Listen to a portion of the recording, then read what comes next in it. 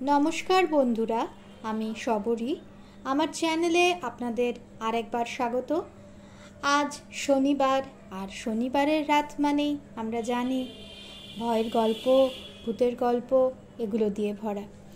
তো শুনুন আজকের বিশেষ গল্প, ধ্রুবজ্যোতি চৌধুরীর রচিত বন্ধু কথা রেখেছিল। শুরু করছি আজকের গল্প। একেবারে ছোটবেলা থেকেই ছেলে দুটি ছিল পরস্পরের ঘনিষ্ঠতম বন্ধু। একটি বড় সরকারি স্কুলে পড়তো তারা। কেউ কাউকে ছেড়ে এক দণ্ডও থাকতে পারত না। তারা শপথ করেছিল তাদের এই বন্ধুত্ব আজীবন বজায় থাকবে। অঙ্গীকারপত্রে ওরা প্রতিজ্ঞা করেছিল যে যে আগে মারা যাবে সে মৃত্যুর মুহূর্তেই অন্যজনকে এসে দেখা দেবে। স্কুল জীবন শেষ হওয়ার সঙ্গে সঙ্গেই অবশ্য দুজনের ছাড়াছাড়ি হয়ে গেল। ছাড়াছাড়ি হওয়ার আগে দুই বন্ধু প্রতিজ্ঞা করে ওরা চিঠিপত্রের মাধ্যমে সব সময়ই যোগাযোগ রেখে চলবে। প্রথম দিকে সত্যি সত্যিই ওরা পরস্পরকে দিনে দুখানা করে চিঠি লিখত, কিন্তু যতই দিন যেতে লাগলো ওদের চিঠিপত্র লেখাও ততই কমে আসতে লাগলো।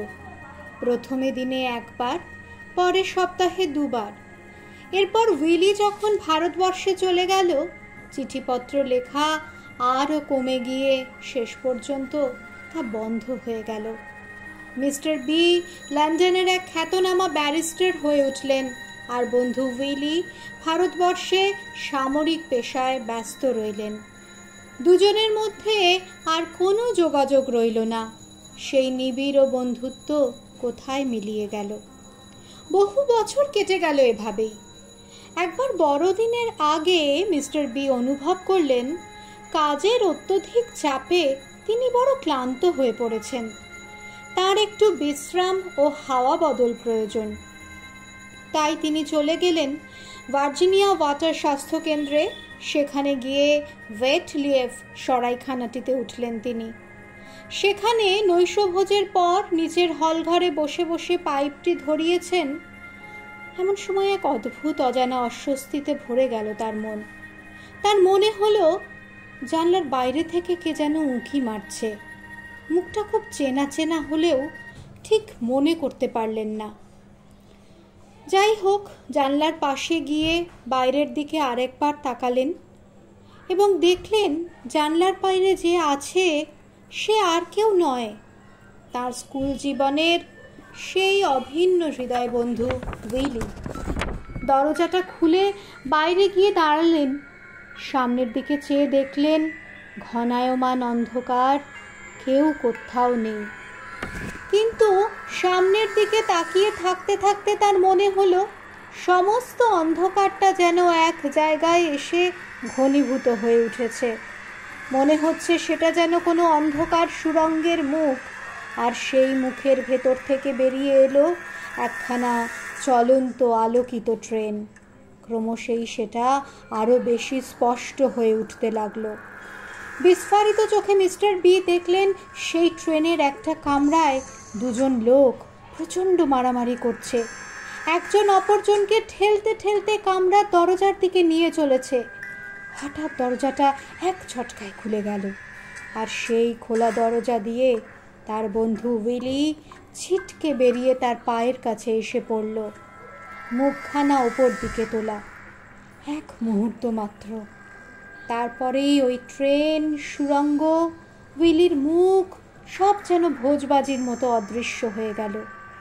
ঘন অন্ধকারের মধ্যে মিস্টার বি দাঁড়িয়ে থাকলেন একা। প্রচণ্ড আতঙ্কে চেঁচিয়ে উঠে মিস্টার বি হল ঘরে ঢুকে এলেন। সরাইখানার মালিককে কাঁপা কাঁপা গলায় বলে উঠলেন, শুনুন মশাই, আমি অত্যন্ত অসুস্থ বোধ করছি। কেন জানি না নানা রকম ভয়াবহ দৃশ্য আমার চোখের সামনে ভেসে উঠছে। আমি এখনই লন্ডন ফিরে যাব, আর এক মুহূর্তও এখানে থাকবো না, এক মুহূর্তও না। সৌভাগ্যক্রমে লন্ডনে যাওয়ার শেষ ট্রেনটি তখনও চলে যায়নি। মিস্টার বি ট্রেন ধরে লন্ডন পৌঁছে নিজের বাড়িতে গিয়ে শুয়ে পড়লেন আর গভীর ঘুমে আচ্ছন্ন হলেন।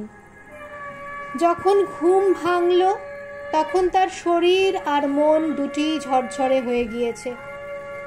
আগের রাতের ঘটনার কোনো প্রভাবই আর তিনি অনুভব করছিলেন না। বিকেলে মিস্টার বি পিকাডিলির দিকে একটু বেরিয়ে আসতে গেলেন। হঠাৎ নজরে পড়ল উল্টো দিকের ফুটপাথ দিয়ে উইলির ভাই হেঁটে যাচ্ছে। রাস্তা পেরিয়ে ভাইয়ের কাছে গিয়ে মিস্টার বি তাকে জিজ্ঞাসা করলেন, তারপর তোমার দাদার খবর কি? উইলির ভাইকে দেখেই বোঝা যাচ্ছিল তার মানসিক অবস্থা খুবই খারাপ। সে উত্তর দিল, কি আর বলবো, খুবই খারাপ খবর, যতদূর খারাপ হতে হয়। মিস্টার বি এবার উত্তেজিত হয়ে উঠলেন। জানতে চাইলেন, তার মানে উইলি কি মারা গিয়েছে? হ্যাঁ, কাল রাতে। কিভাবে মারা গেল? চলন্ত রেলগাড়ির কামরা থেকে পড়ে গিয়ে? এবার উইলির ভাইয়ের অবাক হওয়ার পালা। হাঁ করে মিস্টার বি এর দিকে তাকিয়ে সে উত্তর দিল, হ্যাঁ ঠিক তাই। কিন্তু আপনি সে কথা কি করে জানলেন? আমরা তো সবে আজ সকালেই টেলিগ্রামে দাদার মৃত্যু সংবাদ পেয়েছি। স্তম্ভিতভাবে উইলির ভাইয়ের দিকে তাকিয়ে রইলেন মিস্টার বি। উইলি তাহলে সত্যিই তার কথা রেখেছে।